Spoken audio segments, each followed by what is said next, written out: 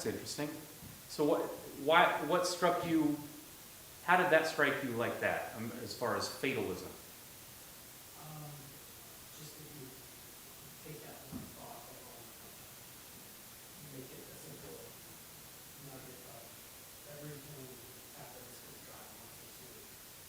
I fall into that. I don't know. So as far as like your flavor and how you hear that, that's kind of where you go? Is that what you're saying? Yeah, I was just throwing it out. Okay. As a thought. Yeah, I mean, some people, depending on kind of how you're raised and understanding even that word sovereignty, can immediately go there. But hey, that may just be your flavor.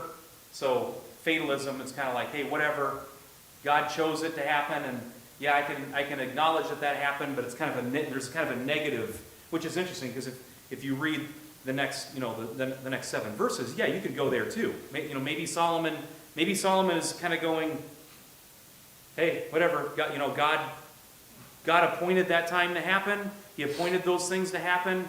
So, so be it. Whatever. What'd you say? I said, what's the point? Kind of what's the point? Yeah. All right. Well, let's see if that's where he goes. And I'll tell you, I don't think that's where he goes here, okay? But it's a good point. So I'm not going to break down every one of the words in that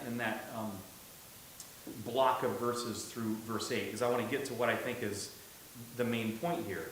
So verse 9, he says, what gain has the worker from his toil? So what gain has the worker from his toil? Again, the word worker, anybody else have a different word there? It's all worker? Okay. That's derived from the word to do or make.